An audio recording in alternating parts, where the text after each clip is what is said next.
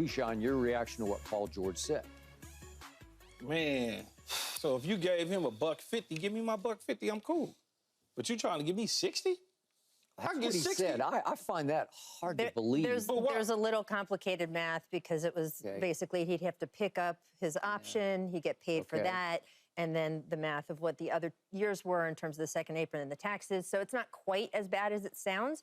However, how is it not quite as bad? However, no. It's not quite as bad as it sounds because he's not talking about the money he would also get with his opt-in, but it definitely was not an appropriate offer. Regardless, it was not an appropriate offer. But I'm gonna get the opt-in regardless. I want my extension. I'm gonna get the 50 or the 49 or whatever you was gonna give me on my last year anyway. Look, I'm talking about new money. You was gonna give me $60 million on new money? I got $212 on new money. That's all I'm saying. Yeah. So that's majorly disrespectful. So you're gonna feel a certain way, okay? And I understand Lars Frank, right? He wants to show Mr. Barmer, look, I can get this done a certain way. I can save us some money. Don't worry about these things. Just let me handle it. So now he can go to the boss. Like in all of our businesses, they like to go to the boss and show him, see, I got it for less. Just pay that dude, man. He's worth it. He just sat there and told you he's willing to accept the same amount of money as his co-partner with no problem at all, and we can run it back. We can end this thing. We can keep trying to get us a championship.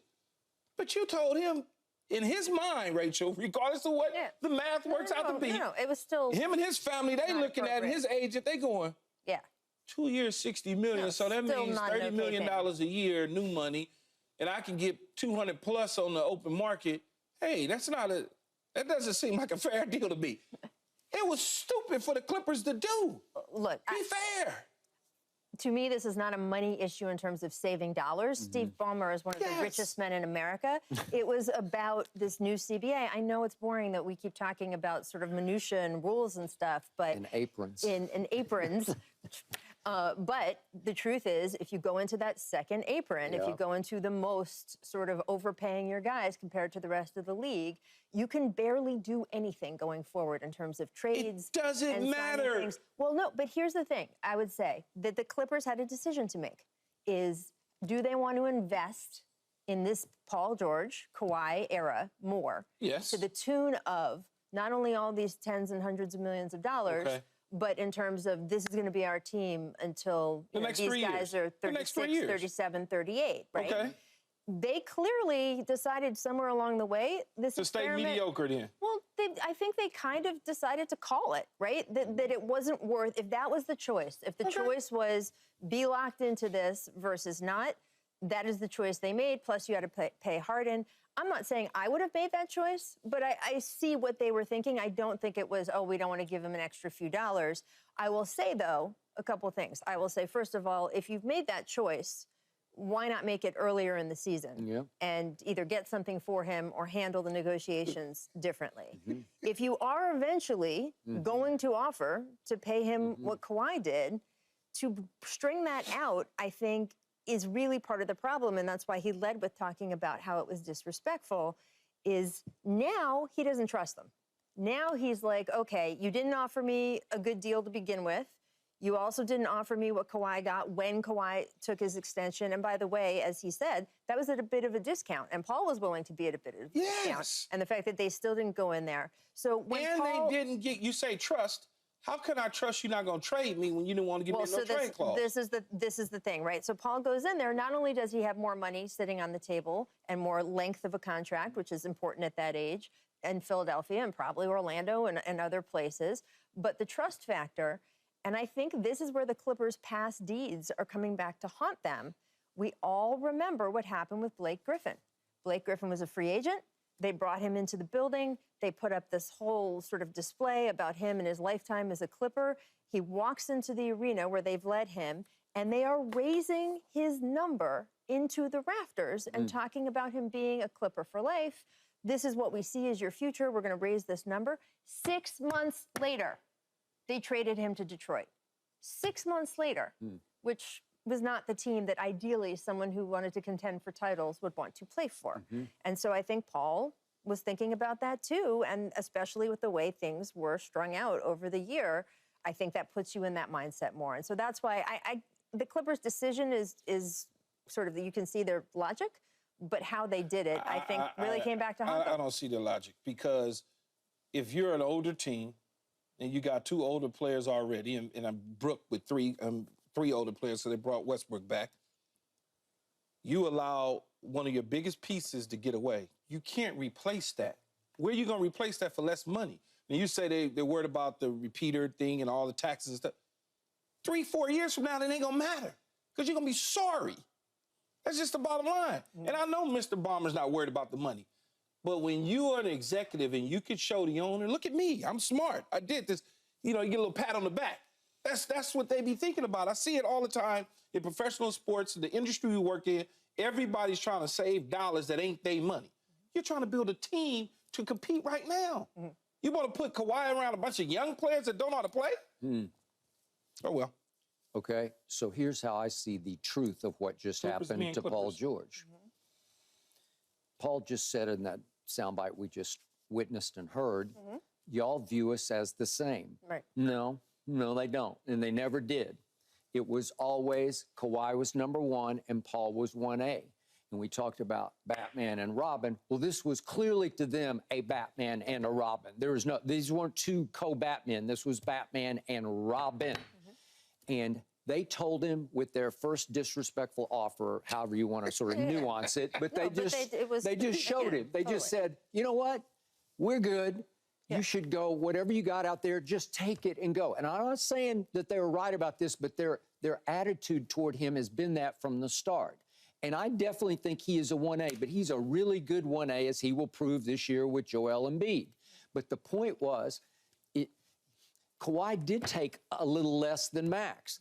And if you could get them both under your cap at a little less than max, I would rather do that and still have my 1A on my side. Yeah, you still get your 1A. I would still do that. But you do that in November or October or whatever it was. You get that deal done. No, they don't have me something at 60.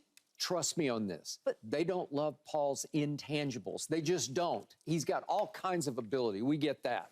Just his intangibles, they don't love. And they decided to cut bait with it and bank on Kawhi staying healthy, which is, God bless you, but go ahead. I think the Clippers saw this a little bit as a prove-it year for Paul, just with the injuries he's had. No. I'm not saying that they should have. I'm listening. I'm saying that there was a little bit of a feeling, certainly on the player side, of feeling like, okay, you want to see, is this team really getting, again, when you're talking about possibly committing to this is going to be our roster for the next 3 years because you can't do anything else.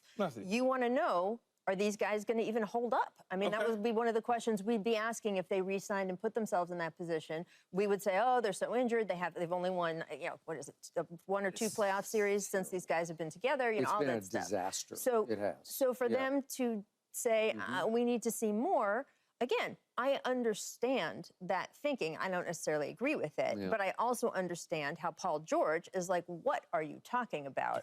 This is what I've done. And look, I don't think there's any question that they have seen Kawhi as sort of the number 1, if you want to put it that way. And by the way, Kawhi has a higher ceiling than Paul George.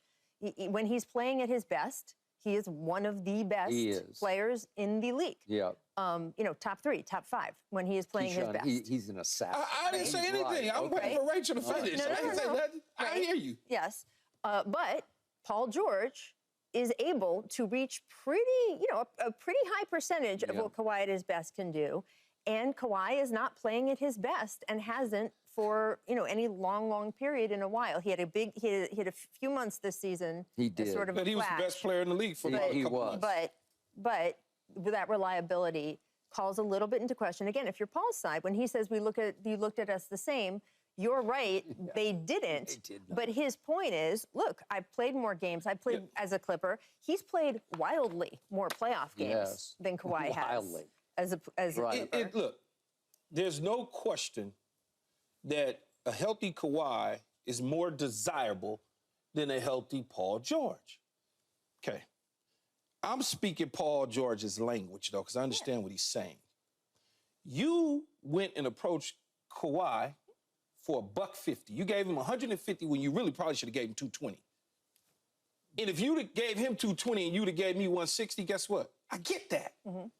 I get that. We understand. We big boy. We got it.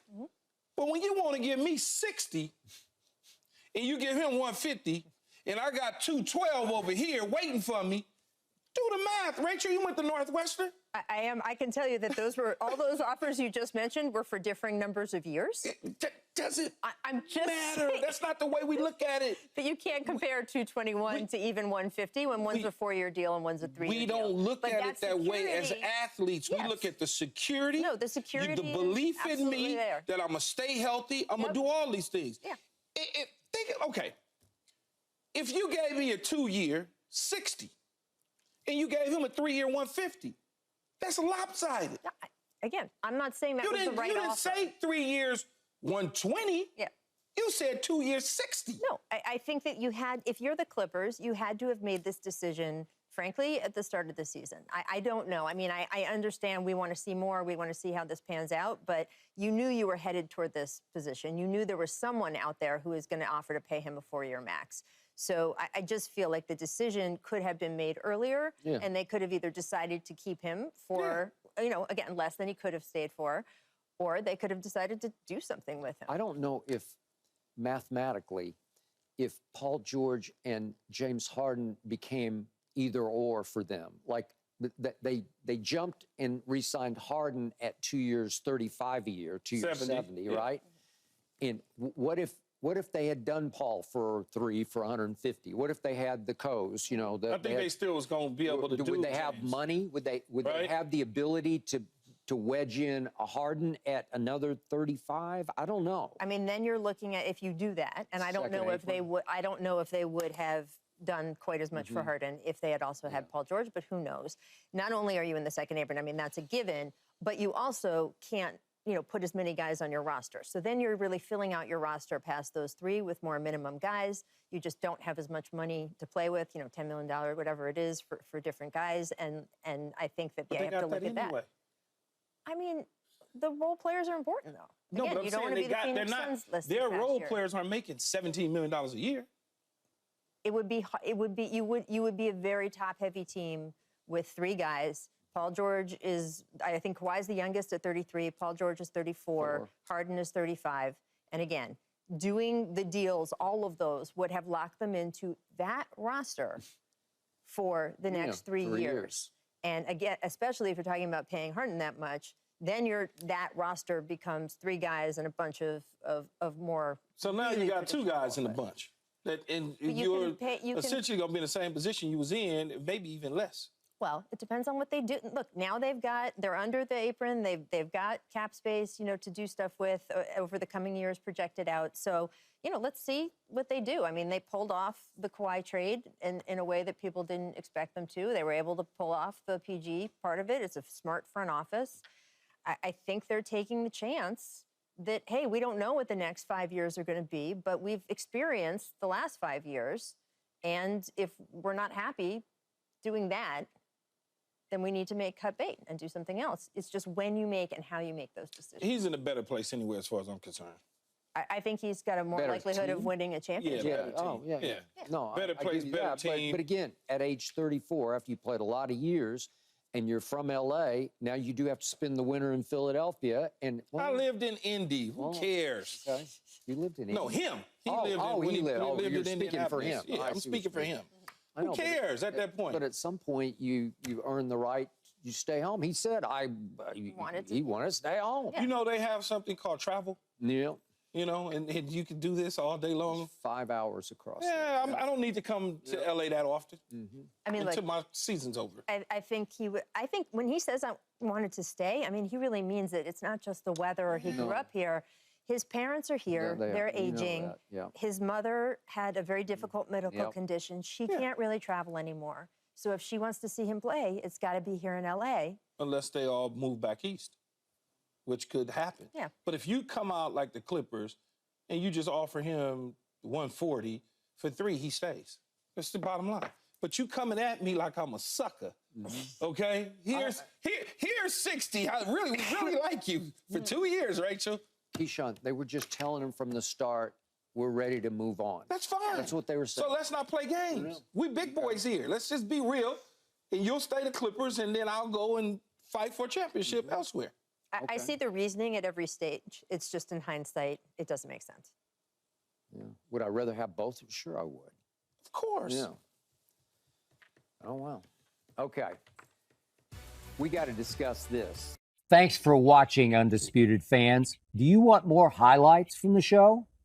Make sure to click that subscribe button for all the exclusive content from Undisputed.